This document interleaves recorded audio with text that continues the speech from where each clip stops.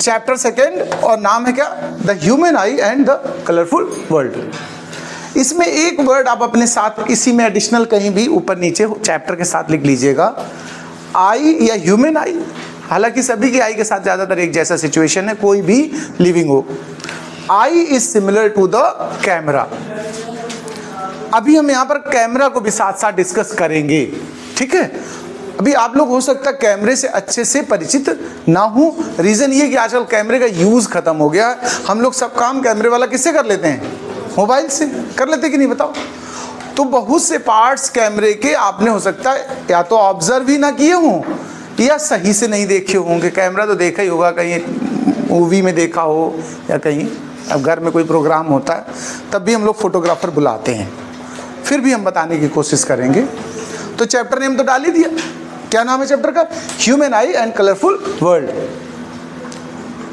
बहुत ज़्यादा concern biology से है। आज आपको ऐसा फील होगा कि आप बायो पढ़ने लगे हैं, ठीक है, लेकिन हम इसमें से भी फिजिक्स के जो व्यूज़ हैं उन पे बात करेंगे। हमारा मेन पार्ट कौन से हिस्से की तरफ टिल्ट रहेगा, फिजिकल के हिसाब से, ठीक है। आइए सबसे पहले पॉइंट पे आते हैं, द ह्यूमन आई। चैप्टर का नाम तो डाल ही चुके हैं। अब ये फर्स्ट आर्टिकल इस नाम से पहचाना जाएगा, इसका नाम डाल लें आप लोग, द ह्यूमन आई। इसमें कई पार्ट्स हैं, ठीक है। सबसे पहले इसमें एक बात करते हैं, जो लेंस होता है इसके अंदर, ध्यान रखिएगा प्लीज। पहले लेंस पे एक लाइन डिस्कस करेंगे हम, बाद में डिटेल डिस्कस आगे है लेंस की। जो ह्यूमन आई का लेंस होता है, आप लोगों ने देखा होगा अपनी आंख में भी, कभी मिरर में, दूसरे की आंख में भी, ठीक है। अगर नहीं भी ऑब्जर्व अच्छे से किया तो आज घर में अपनी आंख को जी भर के देखना, ठीक है, मिरर के साथ। जो बातें इसमें बताएंगे वो सब होंगी। अगर कोई चीज़ एब्सेंट हो तो बताना आके हमको, ठीक है, कि सर मेरी आंख में ये वाला आइटम गायब है, तो फिर देखा जाए कहाँ गायब हुआ। लेंस ध्यान रखिए, जो हमारी आंख के अंदर होता है उसका नेचर कैसा होता है, कॉन्वेक्स। पिछले चैप्टर में हम लोग लेंस डिस्कस कर चुके हैं, कॉन्वेक्स और कॉनकेव बताए थे। तो इसका लेंस कैसा है, कॉन्वेक्स है। ये बना किससे होता है बताओ, ग्लास से बना है कि फाइबर का बना है, काय से बना होता है काय से, फ्लूइड होता है, तो बह नहीं जाता है तुम्हारा लेंस, तो कैसे वहीं रुका हुआ। प्रोटीन का जेली लाइक मटेरियल होता है, transparent, transparent jelly like, jelly तो समझते हो ना, खाते होगे, जेली लाइक मटेरियल होता है, प्रोटीन से बना होता है, ठीक है। इसका जो रिफ्रैक्टिव इंडेक्स होता है वो कितना होता है, 1.44। ये क्या बता रहा हूं मैं आपको, रिफ्रैक्टिव इंडेक्स। ये भी डिफाइन कर चुका हूं मैं पीछे, पिछले चैप्टर में हम बता चुके कि रिफ्रैक्टिव इंडेक्स क्या होता है, इसलिए यहां डिस्कस नहीं करेंगे। अगर आप नहीं जानते रिफ्रैक्टिव इंडेक्स तो पिछले चैप्टर की प्लेलिस्ट में जाएंगे आप, ठीक है, और उससे इसको आराम से रीड करेंगे, डिटेल में वहां डिस्कस किया। तो रिफ्रैक्टिव इंडेक्स कितना है भैया हमारी आई के लेंस का, 1.44। नॉलेज के लिए बता दें आपको, वाटर का होता है 1.33, ये किसका बताया मैंने, और जो ग्लास होता है कांच, उसका 1.5 होता है। जो चश्मा आप लोग लगाए हैं वो ग्लास का बना है, उसका कितना इंडेक्स है, 1.5, ये 1.5 है। और हमारे अंदर जो मतलब या हम लोग पानी पी रहे हैं जो वाटर है उसका कितना है, वो भी ट्रांसपेरेंट है, उसका कितनी है वैल्यू, 1.33। तो ये देखिए आई लेंस का रिफ्रैक्टिव इंडेक्स ग्लास से लेस देन है, लेकिन वाटर से मोर देन है, ठीक है। सबसे ज्यादा रिफ्रैक्टिव इंडेक्स किस सब्सटेंस का होता है, मैंने शायद डिस्कस किया होगा कभी, बताओ। डायमंड का कितना वैल्यू बता सकता कोई, 2.42 या 2.4 भी नॉर्मली कह सकते हो। डायमंड है मोस्ट रिफ्रैक्टिव इंडेक्स।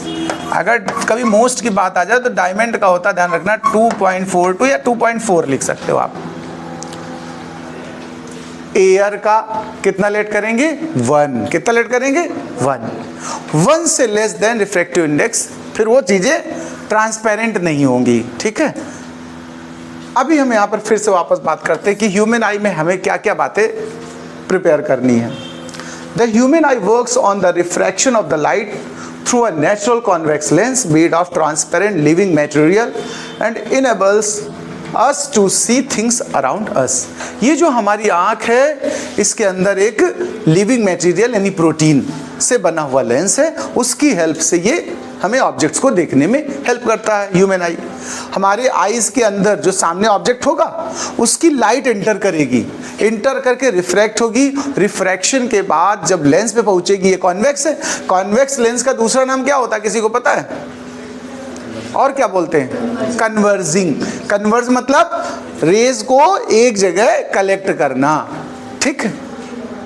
ह्यूमन आई में जो इमेज बनती, ध्यान रखिएगा, वो इन्वर्टेड होती है। कैसी होती है? हमारी आंख की रेटिना पे जो इमेज बनती है वो कैसी रहती है?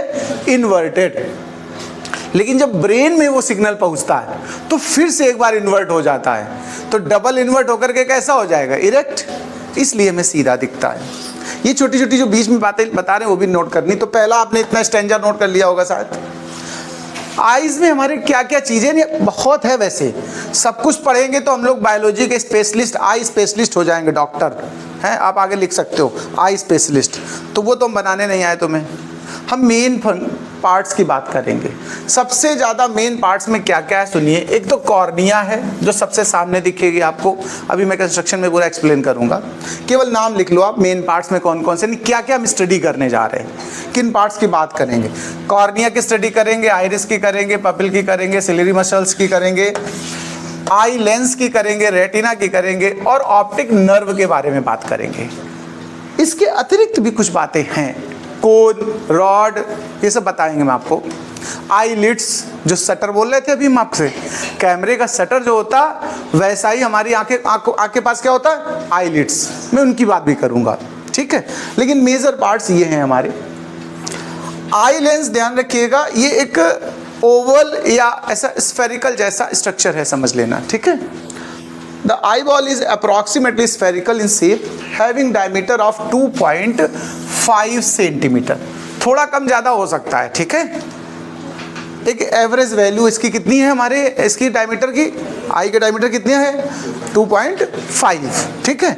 इतने पॉइंट्स आपको पहले तो नोट करने हैं, फिर हम लोग अगली स्लाइड पे चलते हैं। नोट कर लो इतना भाई।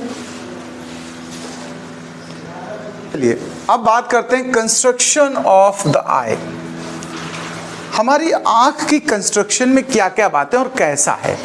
मैंने अभी आपसे बोला था इसका शेप ओवल या अप्रॉक्सीमेट स्फेरिकल है। अब इसमें कुछ फंक्शंस है, बहुत सिंपल डायग्राम बनाने की कोशिश की है जो सबसे इजी पड़ेगा आपको। इससे भी और इजी नहीं किया जा सकता, ना करना चाहिए, बहुत फिर ज़्यादा ही आसान हो जाएगा, आई की जगह कुछ और हो जाएगा, ठीक है। तो इतना तो बनाइएगा। इसमें कुछ पॉइंट्स ज़्यादा लिखे हैं, आप चाहें तो उन पॉइंट्स को ना नोट करें, जो जो हम डिस्कस करेंगे उनको नोट करें। जैसे सुनिए, एक वर्ड है विट्रस ह्यूमर। ये भी एक लिक्विड है, थोड़ा डेंस लिक्विड है, वाटर से डेंस है एक तरह से। ये इनर वॉल के अंदर यहाँ पर है, ये आई की स्ट्रक्चर को बनाए रखने में हेल्प करता है। विट्रस ह्यूमर क्या करेगा? शेप को मेंटेन रखने की कोशिश करता है। और बाहर भी एक लिक्विड भरा इस जगह पर, देखो ये भी लिक्विड है, यहाँ लिक्विड है, ध्यान रखना, और यहाँ भी लिक्विड है। ये जो स्पेस दिख रहा है आपको, ये भी एक लिक्विड है। यहाँ पर विट्रस ह्यूमर है, यहाँ पर एक्वस ह्यूमर है। देखिए मैंने इसको लिखा कि नहीं लिखा एक्वस ह्यूमर कहीं, अदरवाइज लिख देते हैं। ये लिक्विड का नाम क्या है? Aqueous humour. ये ध्यान रखिए अगर ये छूट गया तो। हम इस तरफ से स्टार्ट करते हैं इसकी स्टडी को। सबसे पहला पॉइंट जो हमें सीखना है वो क्या है? कॉर्निया है। क्या है भैया जी? कॉर्निया सबसे फर्स्ट पॉइंट है, कॉर्निया। कॉर्निया ये ऊपर का हिस्सा जो आपको ऐसे दिख रहा है, ऑब्लिक टाइप का, ठीक है, आउटवर्ड बॉम्ब टाइप का निकला जो, इसको हम क्या बोलेंगे? कॉर्निया। कॉर्निया के बाद ध्यान रखिएगा, ये जो ओपन हिस्सा है लेंस का, इसको पपिल कहेंगे। क्या कहेंगे? ये आपको राउंड राउंड दिख रहा है, ये क्या है? लेंस है। ये पूरा राउंड राउंड क्या है? आई लेंस है। इसमें देखो दो मसल्स ये इसको बाउंड किए हैं, कैच किए पकड़े हुए तरीके से। इनके बीच जो खाली जगह है, ठीक है, उसको पपिल कहेंगे हम। ये इंटीरियर चैम्बर है, इसी के अंदर ये एक्वस चैम्बर भरा है, ठीक है। आइरिस, ये देखिए, ये आइरिस है, ये यहाँ से आई और एक यहाँ से आई है, ये क्या है, आइरिस है। हटा दे, नहीं तो फिर बनाने में दिक्कत होगी। सिलरी मसल्स आइरिस से अटैच है। आइरिस को अप डाउन करने में सिलरी मसल्स का रोल होता है, वही इसको एक तरीके से इंड्यूस करती हैं कि पपिल का हिस्सा कितना ओपन करना और कितना क्लोज करना है। जैसे आप कभी फील करिए एकदम डार्क रूम में चले जाएं अचानक, तो कैसा होता है बताओ आपके साथ, आंखें एकदम फट जाती हैं, ऐसे बड़ी सी हो जाती हैं डब्बा जैसी। तो ये कौन जिम्मेदारी किसकी है, मसल्स की, उसकी सिलरी मसल्स, वो आइरिस को एक्सपेंड करा देता है। पपल का बड़ा साइज हो जाता है, ज़्यादा लाइट खींचने की कोशिश हो रही होती है, या सडनली आप अंधेरे से उजाले में आ जाएं या कोई टार्च की रोशनी मारते, तो हमारी आइरिस क्या करती है, सिकुड़ जाती हैं, कम से कम हिस्सा ओपन करने की कोशिश करती, जिससे रिड्यूस हो सके इंटरिंग लाइट का अमाउंट, ठीक है। हम सबके फंक्शन पे बात करेंगे धीरे धीरे, पहले हम यहाँ पर एक बार एक्सप्लेन कर दें। तो ये सिलरी मसल्स है। जो आपने सुना होगा एक वर्ड, कभी घर में बातें होती है, आँख आ गई, सुनते हो, उस समय हमारा ये हिस्सा इन्फेक्टेड हो जाता है, वायरल इन्फेक्शन आ जाता है इसमें, फिर धीरे धीरे पूरी आँख रेड हो जाती है। देखा है, रात में सो के जब उठोगे सुबह तो पूरी आँख चिपकी होगी, जैसे किसी ने फेविक्विक डाल के चिपका दिया हो, है ना। हालांकि ये मोस्टली गंदे पानी का रिजल्ट है। किसका, हम लोग कहीं गलत सलत गंदे पानी से मुंह धो लें, गंदी जगह स्नान कर लें, उसमें अमीबा टाइप के कुछ कह सकते हो माइक्रो ऑर्गेनिज्म होते हैं, वो इसको इन्फेक्टेड कर देते हैं, कंजक्टिवा को, ठीक है। तो ये इसका पार्ट हो गया, बट इसकी यहाँ पर एक्सप्लेनेशन हम नहीं करेंगे, तो इसको चाहे आप लीव कर देना। लेयर्स की बात करते हैं, आई में जो लेयर्स हैं, ठीक है। सबसे इनर लेयर है जिस पर इमेज फॉर्म होती है, उसको रेटिना कहते हैं। क्या कहते हैं, रेटिना कैमरा के किस पार्ट से मैच करता है। बीच बीच में कैमरे की बात करता रहूँगा, है ना, क्योंकि वो लोग सेल्फी वो खींचते, तो कैमरे के बारे में बताते जाएं। कैमरे का जो रोल होता है, रील होती कह सकते हो, कभी पुराने समय देखा होगा रील ऐसे निकलती थी, रील जो होती है उसी पे तो इमेज आती है। तो ये जो रेटिना है वो कैमरे की रोल या रील का बिहेवियर देती है, यानी उससे सिमिलर फंक्शन देगी, ठीक है। सबसे आउटर में एक रिजिड लेयर होती है जिसे सिलेरिया बोलेंगे हम लोग, ठीक है। एक टर्म ये देखो मैकुला लिखा है मैंने, ध्यान से देखना, इसका क्या सेंस है, आएगी, इसकी भी डिटेल डिस्कशन है। इस जगह पर सबसे ब्राइट, क्लियर, इंटेंस इमेज बनती है अगर यहाँ पर फोकस होगा तो, ठीक है, सबसे अच्छी इमेज। ये मोस्टली तब इस जगह पर फोकसिंग होती है जब हम बड़ी कंसंट्रेशन से काम करते हैं। आपसे कहा जाता है कंसंट्रेट होकर काम करिए, बोला जाता है कि नहीं बोला जाता। कंसंट्रेशन के समय पूरी लाइट इंटेंस वहीं पहुंचती है और सबसे बढ़िया इमेज बनती है। ये कब होती है, जब हम स्टडी कर रहे होते हैं। ये कब होती है, जब हम ड्राइव कर रहे होते हैं, ध्यान रखिएगा। ये कब होती है, जब हम किसी पर्टिकुलर पॉइंट को ऑब्जर्व कर रहे हो कई चीज़ों के बीच में, तब यहाँ इमेज बनती है। एक ब्लाइंड पॉइंट होता है, इस जगह पर है, यहाँ पर शायद लिखा नहीं है तो आप इसको लिख लेना अपनी जानकारी। ये पॉइंट दिख रहा है ना आपको, ये जो ऑप्टिक नर्व जहाँ से गई है, रेटिना और ऑप्टिक नर्व का मीटिंग पॉइंट, इसको बोलते हैं ब्लाइंड पॉइंट। क्या बोलते हैं भैया जी इसको, ब्लाइंड पॉइंट। ब्लाइंड पॉइंट का मतलब समझना जरा, अगर यहाँ लाइट पहुँचने लगी तो इमेज नहीं फॉर्म होती है, ये सेंसलेस पोजीशन होती है। There is no sensitive cells at the retina when where retina and optic nerve meet. इस जगह पर लाइट अगर किसी की फोकस हो जाए तो वो अंधा हो जाएगा व्यक्ति, मतलब कुछ लोगों का फोकसिंग पॉइंट डिस्टर्ब हो जाता है। आपने सुना कुछ लोग को दिखता नहीं है, ना दिखने का ज़्यादातर दो ही रीज़न होते हैं, या तो कॉर्निया गड़बड़ होता है या फिर यहाँ फोकसिंग पॉइंट होता है, ठीक है।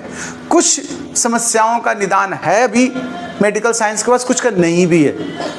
कॉर्निया ग्राफ्टिंग, आपने आई डोनेशन सुना है, उसमें क्या होता है, कॉर्निया डोनेट की जाती है, यानी उस इन्फेक्शन का ट्रीटमेंट है, लेकिन इसका कोई ट्रीटमेंट नहीं है अभी तक, ठीक है। इसके बाद बच्चा क्या मैटर हमें जो डिस्कस करना है, ऑप्टिक नर्व क्या है ये भी जान लीजिए थोड़ा। ऑप्टिक नर्व की बात करते हैं। ऑप्टिक नर्व समझ लीजिए जैसे कंप्यूटर से वायर्स जाते हैं, उस तरीके से लीड हैं। यहाँ ये जो कुछ हो रहा है ये सब इलेक्ट्रिक सिग्नल में कन्वर्ट हो जाता है। जो इमेज बनती है वो किस में कन्वर्ट होती है? इलेक्ट्रिक सिग्नल्स में। वो सिग्नल इन नर्व के थ्रू ब्रेन को भेज दिए जाते हैं। ब्रेन उनको एनालिसिस करती है, पहले तो इसको इन्वर्ट करती है पूरे सिग्नल को, क्योंकि यहाँ पर जो रेटिना पे इमेज बनेगी वो कैसी बनेगी? इन्वर्टेड। अगर इस पोजीशन में ऑब्जेक्ट है तो रेटिना पे कैसा बनेगा? इन्वर्टेड। और फिर जब ब्रेन में जाएगा तो फिर री इन्वर्ट, फिर से, यानी इरेक्ट हो गया। देखो, एक काम तो ये हुआ। दूसरा, ब्रेन उसको एनालाइज भी करता है कई चीज़ों से, जैसे साइज, शेप, कलर, ठीक है। प्लस वो मैच कराता है अपनी पुरानी मेमोरी से कि ये किसके जैसी चीज़ है। अगर आपके पास उसकी पहले से कोई फीडिंग है तो वो उससे सिमिलरिटी मैच करा देगा, result will be found. Otherwise brain पूछेगा व्हाट इज दिस। आपको कोई नई चीज़ मिल जाती है, कभी हम लोग बारात रात जाते, कुछ नई डिश होती है तो बड़ा घूर के उसको देखते कि नहीं देखते? बताओ। अच्छा, फिर सोचते हो भाई है का ये, इसका मतलब क्या है? ब्रेन तो पूछ रहा है व्हाट इज दिस। या हमारे पास अगर है पहले फीडिंग उसकी कुछ, तो फिर हम कहते हैं अच्छा ये वाली चीज़ इमरती बनी है, हाँ भाई लाओ भाई। कहने का मतलब है अगर पहचानी हुई चीज़ होती है तो वो सिमिलरिटी एनालॉग कर लेता है। तो ये नर्व का काम क्या है? सिग्नल्स को ब्रेन तक पहुंचा देना। आगे का काम ब्रेन का है।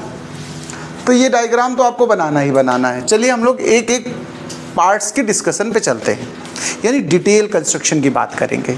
तो यहाँ हेडिंग क्या रहेगी आपकी? कंस्ट्रक्शन ऑफ आई। उसमें सबसे पहला काम क्या करेंगे आप?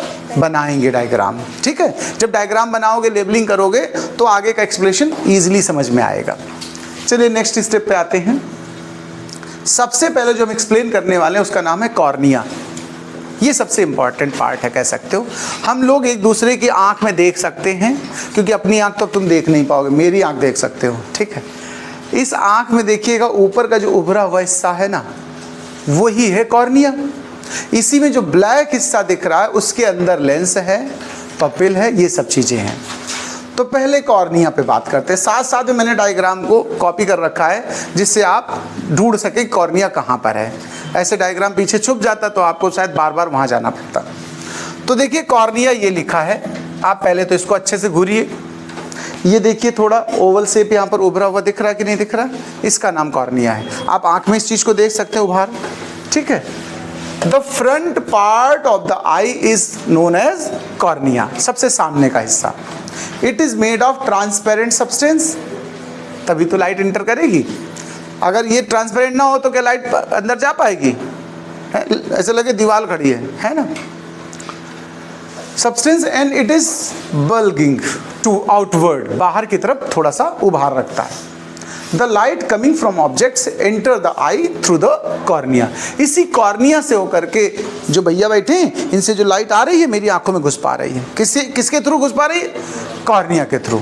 इससे ज़्यादा कॉर्निया के बारे में जानकारी आपको नहीं करनी है। कौन सा ऑपरेशन करने जा रहे हो भाई साहब? कॉर्निया खुली रखें, अगर कॉर्निया में दिक्कत हो तो उधर से एक्वस ऐसे छिड़क कर आ जाओ, ठीक है।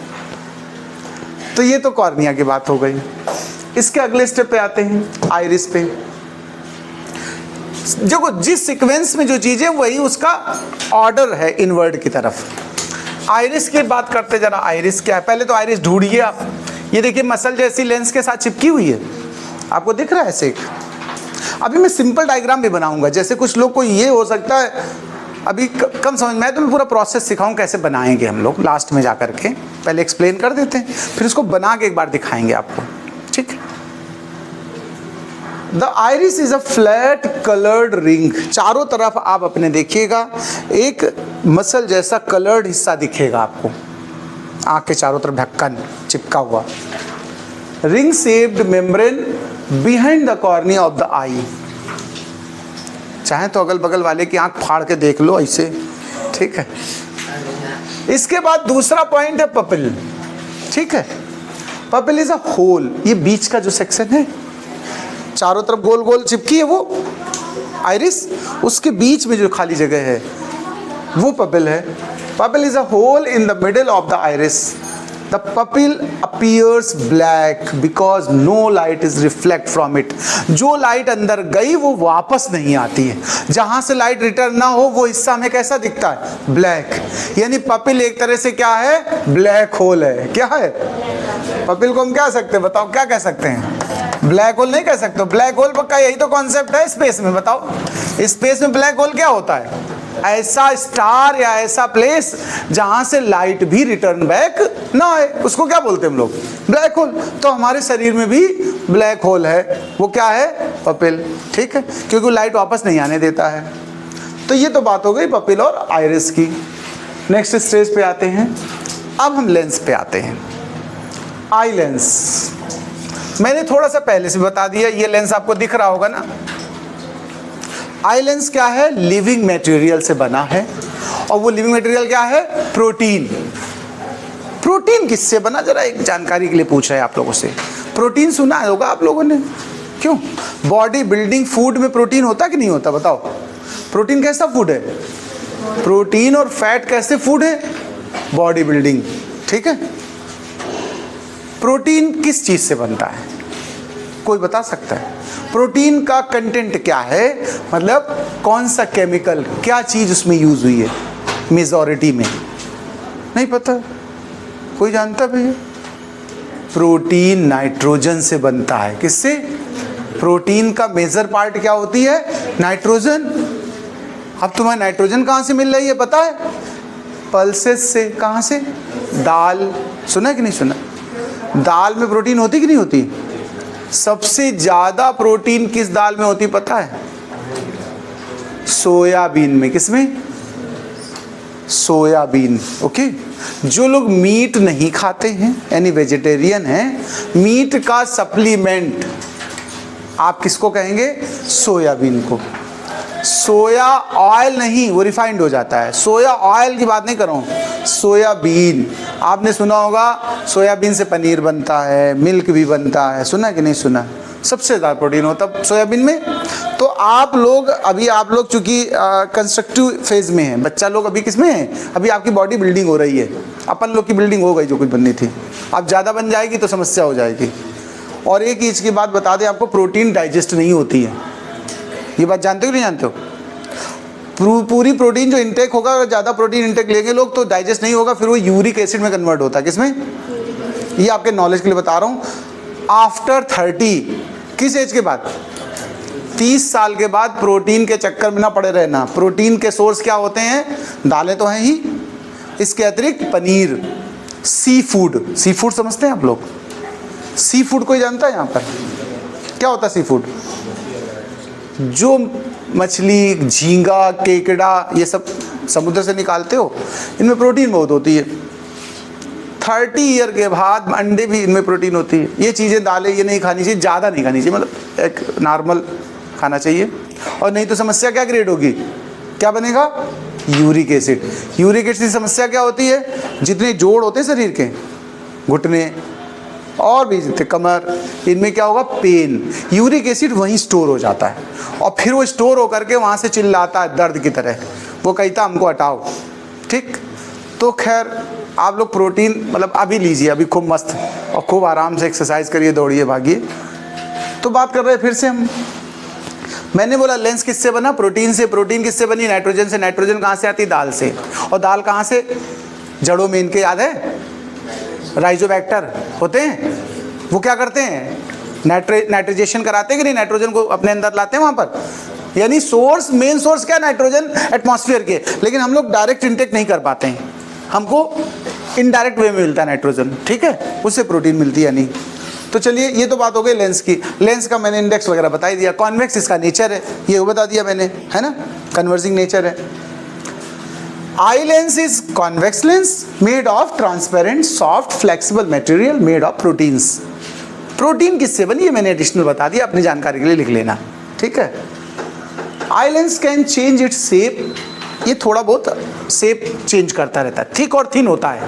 क्या होता है, थिक और थिन। ये सिलरी मसल्स का इसमें और आइरिस का योगदान है। जब आइरिस और सिलरी मसल्स खिंचाव करेंगी तो क्या होगा, पतला हो जाएगा, और जब रिलैक्स कर देंगी तो क्या होगा, थिक हो जाएगा, मोटा हो जाएगा। इसी से फोकल लेंथ को एडजस्ट करता है, किसको, देखो कैमरे का लेंस और आंख के लेंस में थोड़ा डिफरेंस है। लेंस कैमरे में भी होता है, लेंस आंख में भी होता है, ठीक है। कैमरा का लेंस फोकल लेंथ को वेरी नहीं करा पाता है, जिस फोकल लेंथ का है वहीं पर फोकस करेगा। हम लोग देखो जब मोबाइल लेते हैं तो आगे पीछे एडजस्ट करते हैं, करते ही नहीं फोकसिंग के लिए। ऑटो फोकस थोड़ा बहुत आजकल आने लगा है, AI जनरेटेड, बट अभी भी हमको अपने मोबाइल को अप डाउन करना पड़ता है फोकस करने के लिए, ठीक है। लेकिन आंखों को कभी तुम दूर की चीज देखने के लिए ऐसी आंखें बढ़ा के देखते हो, या पास की देखना तो पीछे करके देखते हो, ऐसा कुछ होता है बताओ? आईज अपने आप फोकल लेंथ को एडजस्ट करती, इसी लेंस से हम दूर की चीज भी देख लेते हैं और पास की भी देख लेते हैं, बोलो। लेकिन जो चश्मा तुम लोग लगाओ इससे ऐसा हो सकता है क्या बताओ? एडजस्ट कर सकता फोकल लेंथ या पावर? नहीं ना। इसी एडजस्टमेंट को पावर फोकसिंग या कह सकते हो फोकल लेंथ के एडजस्टमेंट की जो एबिलिटी है हमारे आंख के अंदर, लेंस के अंदर, उसको एक्कोमोडेशन कहते हैं। क्या बोलते हैं? आगे बताएंगे इस पे बात। यानी to adjust the focal length to see nearby objects or farthest object. The ability of eye lens is known as power of accommodation. ये आगे बात करेंगे हम। तो यहाँ पर बस ये मैं कह रहा था कि ये अपना शेप साइज थोड़ा बहुत चेंज करता रहता है जैसी नीड होती है फोकस करने के चक्कर में। अब आती है सिलरी मसल्स, आइरिस के साथ अटैच है ये, ठीक है। आप यहाँ देख लीजिए, ये सिलरी मसल है, आइरिस इसी से बढ़ करके आगे गया है, गया कि नहीं गया? देखो, the focal length of eye lens can be change by changing its shape by the action of ciliary muscles. यानी शेप थिक और थिन, शेप का यहाँ सेंस किससे? थिक और थिन से। इसको एडजस्ट करने में मेन रोल कौन प्ले करता है? Ciliary muscles. अगर इसका फंक्शन, ये फंक्शन वाइज बात हो रही, देखो हम हर पार्ट का फंक्शन बता रहे हैं। शॉर्ट, वेरी शॉर्ट क्वेश्चंस में अक्सर किसी सिंगल पार्ट का फंक्शन पूछ देगा, कह देगा what is the function of ciliary muscle. पूरी कहानी थोड़े बतानी फिर तुम्हें, ये जो 1.5 लाइन लिखी है ना, इससे तुम्हारा काम चल जाएगा। बोलो भाई, फंक्शन ऑफ आई लेंस आएगा, फंक्शन ऑफ आइरिस आएगा, पीछे बता चुका हूं मैं, कॉर्निया, उसी तरह जो जिसका फंक्शन अगर अलग से पूछा जाता है, पूरी डिटेल आएगा तो क्वेश्चन लॉन्ग बनने वाला है। कैसा बनने वाला है? लॉन्ग क्वेश्चन, ठीक है। अगले स्टेप पे आते हैं, चलिए अब उठाते हैं रेटिना पे। रेटिना कैमरे से अगर कंपेयर करना हो तो रेटिना किससे कंपेयर होगी? कैमरे की रोल से, रोल या रील जो आप कहना चाहें, ठीक है। तो कैमरे का कंपैरिजन इसके रेटिना का रोल से है, ठीक है। रेटिना है क्या? Inner most layer of the eye ball. यहाँ की जो इनर मोस्ट लेयर है वो रेटिना है, इसी पर इमेज फॉर्म होती है। रेटिना पर ही मैकुला स्थित होता है, इसी पे ब्लाइंड पॉइंट होता है। ये ब्लाइंड पॉइंट जरूर आप जब डायग्राम बनाइएगा तो ध्यान रखिए, इस जगह बिल्कुल रहेगा जहाँ से ऑप्टिक नर्व इंटर करती दिखेंगे आपको, ऑप्टिक नर्व का entrance to the mind, brain, उसी जगह पर ब्लाइंड पॉइंट है, ठीक है। द स्क्रीन, स्क्रीन नहीं कह सकते, इमेज वहाँ बन रही कि नहीं बन रही बताओ? रेटिना पे इमेज बन रही है तो उसको हम स्क्रीन नहीं कह सकते। The screen on which image is formed in the eye is known as retina. कोई डाउट? रेटिना क्या है? एक फिल्म है, एक स्क्रीन है जिस पर हमारी इमेज फॉर्म हो रही है। The retina is behind the eye lens. Eye lens के बाद खाली जगह, खाली जगह के बाद जो लेयर है, मेम्ब्रेन है, वो है रेटिना, ठीक है। Retina is membrane having large number of light sensitive. ये बात ध्यान से सुनिएगा, इसको आगे हम डिटेल में लेंगे। लाइट सेंसिटिव सेल्स, इस रेटिना के ऊपर 2 टाइप्स की स्पेशल सेल्स होती हैं, वो बॉडी में और कहीं नहीं है, वो सेल पूरी बॉडी में कहीं नहीं है, ठीक है। उन सेल्स का नाम है रॉड और कोन। स्ट्रक्चर के बारे में हम आगे बात करेंगे। नाम से वैसे तुम्हें समझ में आएगा, रॉड लाइक जो होंगी वो क्या होंगी? रॉड्स, और कोन जैसी स्ट्रक्चर होगी वो कोन्स होंगी। क्लियर बात? तो ये कहाँ होती है? अगर यही क्वेश्चन आ जाए सपोज करो कि light sensitive cells are at the, और 3-4 उल्टे सीधे ऑप्शन हो, तो आप लेकिन क्या चूज करेंगे? रेटिना। क्या चूज करेंगे? कोन और रॉड कहाँ एग्जिस्ट करती हैं? रेटिना पर, ठीक है। लेकिन ब्लाइंड पॉइंट पे नहीं होती हैं, तभी तो यहाँ पर कोई सेंस नहीं रहता है। सेंसेशन इस जगह पर नहीं है, यानी यहाँ पर कोई ना तो रॉड है और ना ही कोई कोन सेल है, ये ब्लैंक प्लेस है। कौन सा place? Blind point. Which respond to the intensity of light. देखिए देखिए, दो बातें मैं बोल रहा हूं बार बार, एक वर्ड यूज कर रहा हूं रॉड और दूसरा क्या यूज कर रहा हूं कोन। रॉड लाइट के अमाउंट के लिए होता है, ब्राइटनेस और डार्कनेस के लिए, और जो कोन है ये किसके लिए होता है, कलर के लिए। किसके लिए होता है, आप ऐसे याद रखना, C for cone, C for colour. Cone responsible किसके लिए है, कलर के लिए। ध्यान रखना, कुछ ऑर्गेनिज्म ऐसे हैं, कुछ ऐसे एनिमल्स हैं जिनमें कलर का कोई सेटअप ही नहीं होता, वो पहचान ही नहीं पाते हैं। ठीक है, आपने सुना मुर्गा सुबह सुबह बोलता है, ऐसा सुना कि नहीं सुना? पुराने ज़माने में लोग मुर्गे की आवाज़ सुन के उठते थे कि सवेरा हो गया। ठीक है, रीज़न क्या था पता है किसी को? मुर्गा बांग देता है। ऐसे कई एनिमल्स हैं जिनके साथ ऐसी सिचुएशन, चूँकि मुर्गा डोमेस्टिक रहा, पेट रहा, लोगों के बीच रहा, तो उससे अपनी उन्होंने डेली रूटीन को सेट कर लिया। एक्चुअल में उसके अंदर ध्यान रखिएगा रॉड का अमाउंट नहीं होता है, रॉड नहीं होती, यानी वो ब्राइटनेस ऑब्जर्व, मतलब लेस ब्राइटनेस को ऑब्जर्व नहीं कर पाता। जैसे शाम होती है वो सो जाता है, यानी उसकी आंखें काम करना, भले वो सोए ना, आंखों से दिखना बंद हो जाता है। आपने सुना होगा नाइट ब्लाइंडनेस, किसी सुना है कि नहीं सुना? रतौंधी, उनके साथ भी यही समस्या है।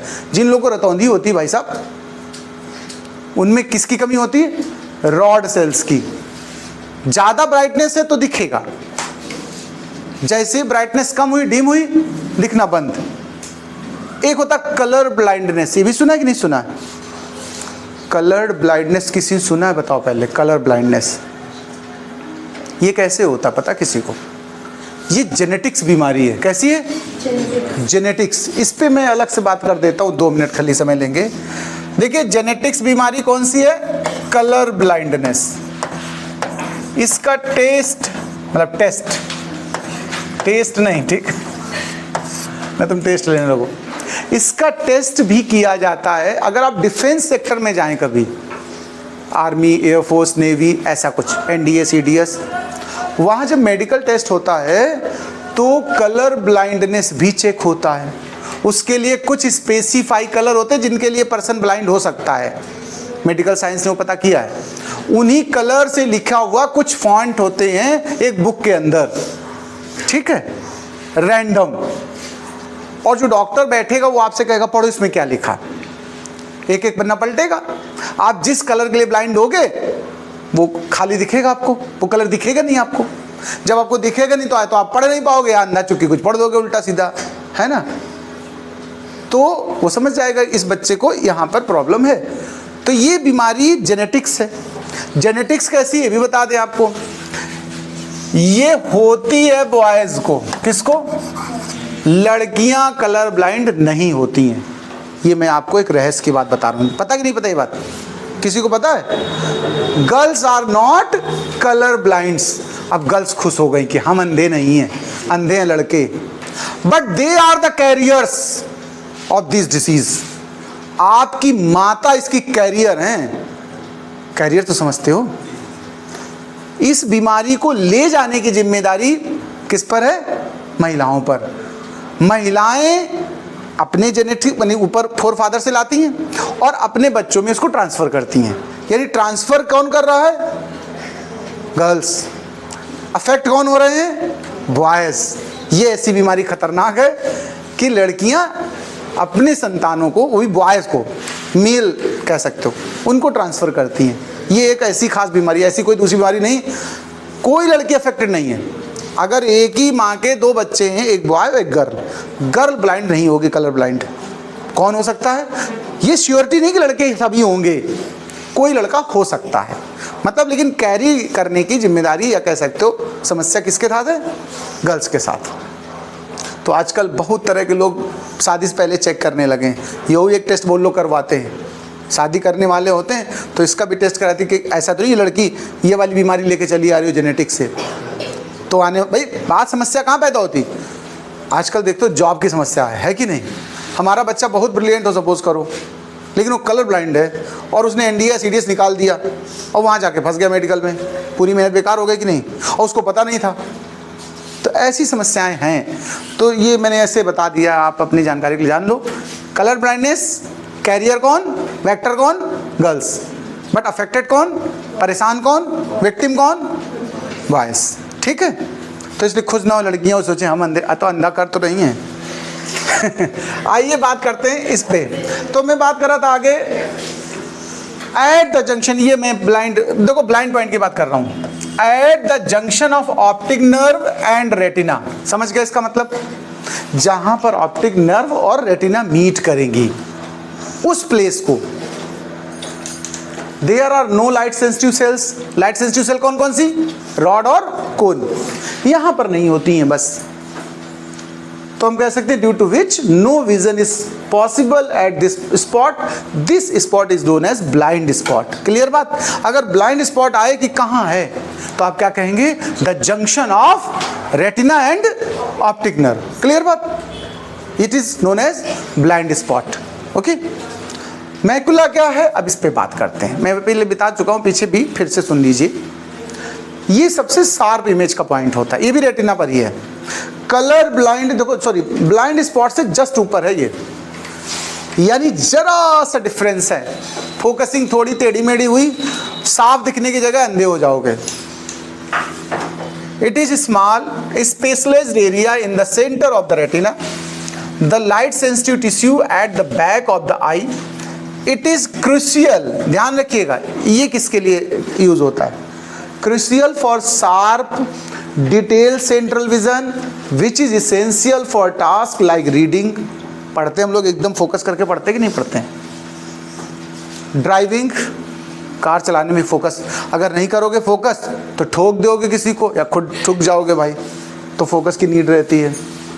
रिकॉग्नाइजिंग फेसेस, पहचानते हैं जब किसी को, कोई चीज़ खरीदते हैं तो हम उसमें डिफेक्ट ढूंढ रहे होते हैं, ढूंढते कि नहीं ढूंढते, या जब आते नहीं 5 अंतर ढूंढो, तब यही जगह पर इमेज बनती है। किसी लड़की को पता है कि एक चुटिया का फीता गायब है, अंतर ढूंढ लिया। ऐसे अजीब अजीब अंतर होते हैं जिनका चप्पल में एक में 2 बिंदी हो, एक में 3 बिंदी हो, तो ऐसे समय में आपका यही पॉइंट पे इमेज बन रही होती है। ठीक है, the macula contains high concentration of cone cells which are responsible for colour vision and visual acuity. Okay, तो ये हमारे लिए पॉइंट बहुत ही इंपॉर्टेंट है। ओके, नेक्स्ट पॉइंट पे आते हैं। हमने साथ साथ में इमेज दिखाई कि आपको इजीली समझ में आए, बार बार बैक ना होना पड़े। नेक्स्ट स्टेप पे आते हैं, आईलिड क्या है, एक्वस ह्यूमर क्या है, विट्रस ह्यूमर क्या है। अब इस पे बात करते हैं। आईलिड तो समझिए, कैमरे का शटर और आंखों की आईलिड सेम रोल प्ले करेंगी, यानी कैमरे के शटर से एनालॉग कौन करता है, आईलिड्स। आईलिड्स तो जानते होगे, मुझे लगता है इसको बताने की जरूरत है क्या, कोई है जिसके पास आईलिड ना हो, सबके पास है, सब लोग शटर वाले हैं। नहीं, when the eyelid is open, eyelid खुली होंगी तभी तो आंख में लाइट पहुंचेगी, आईलिड क्लोज होंगी तो क्या लाइट पहुंचेगी, नहीं पहुंचेगी। When the eyelid is open, light can enter the eye, but when the eyelid is closed, no light enters the eye. ये तो eyelid की बात हो गई। शटर बंद तो लाइट घुसेगी, शटर ओपन तभी तो एंटर करेगी, तभी हम देख पा रहे होंगे। रात में हम लोग सोते हैं, eyelid क्लोज कर देते हैं, देखो कितना कुदरत ने बढ़िया व्यवस्था की, शटर वटर सब लगा रखा है ना, नहीं तो मक्खियाँ अंदर जाके डांस करें, घुस के मच्छर चले जाएं। जल्दी है तो 2 मिनट और बस जा सकते हो, बाद में देख लेना। The space between cornea and eye lens, देखिए कॉर्निया ये है और ये आई लेंस, इसके बीच में खाली जगह दिख रही, यहाँ भी एक लिक्विड है, और लेंस के पीछे और रेटिना के बीच में भी एक लिक्विड है। दोनों लिक्विड के नाम अलग अलग बस, ठीक है। यहाँ पर जो भरा पहले नंबर पे उसको क्या बोलते हैं, एक्वस ह्यूमर, और जो इंटीरियर हिस्से में चला गया उसका नाम क्या है, विट्रस ह्यूमर। ठीक है, ये सपोर्ट करता है शेप को। इसमें एक एडिशनल बात बता दें, इनका जो रिफ्रैक्टिव इंडेक्स है एक्वस ह्यूमर विट्रस ह्यूमर का, वो 1.366 होता है। कितना, ये वाटर से थोड़ा सा डेंसर है। और इसका टेस्ट कैसा होता है तो जानते होगे, आंसू पिए, आंसू पिए कि नहीं, कैसा टेस्ट होता है, नमकीन टेस्ट होता है, थोड़ा सा साल्ट होता है इसके अंदर, साल्टी टेस्ट होता है। तो ये देखिए थोड़ा सा डेंसर भी है। रिफ्रैक्टिव इंडेक्स अगर आपसे कभी पूछ दिया जाए तो आप बता सकते हैं इसका रिफ्रैक्टिव इंडेक्स कितना होता है एक्वस विट्रस ह्यूमर का, 1.366। अब हम लोग बात करते हैं वर्किंग पे। किस पे बात करते हैं? Working of ice. वर्किंग है हमारे पास अभी और भी थोड़ी सी बातें हैं, बस इतना नोट कर लो, फिर हम बात करेंगे।